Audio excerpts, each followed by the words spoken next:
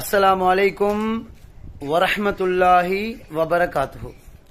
அன்பார்ந்தவர்களே, கண்ணியத்துக்குரியவர்களே, சகோதரர்களே, 3 பேர்களின் துவாவை அல்லாஹ் உடனடியாக ஏற்றுக்கொள்கிறான், தட்டவே மாட்டான். முதலாவது யாரு?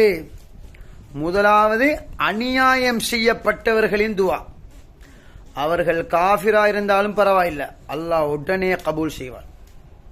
2வது துவா, பெற்றவர்கள் பிள்ளைகளுக்காக வேண்டி கேட்கப்படக்கூடிய துவா, இதையும் அல்லாஹ் உடனடியாக கபூல் செய்வான்.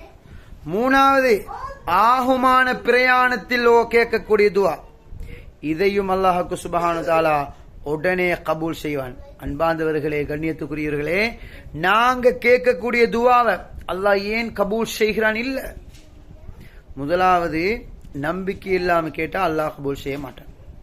2வது உடம்புல ஹராங்கள் வட்டிகள் கலப்பட்டிருந்தா அல்லாஹ் கபூல் செய்ய மாட்டான்.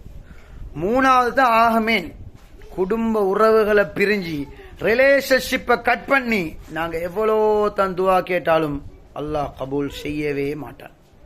அப்ப அன்பாதவர்களே, அல்லாஹ் புகழ்ந்து போட்டு சலவாத்தை ஓதி போட்டு உறவுகளை பிரியாம நம்பிக்கையோடு துவா கேட்டா மட்டும்தான் அல்லாஹ் கபூல் செய்வான், இல்லாட்டி துவா கபூல் ஆகாது.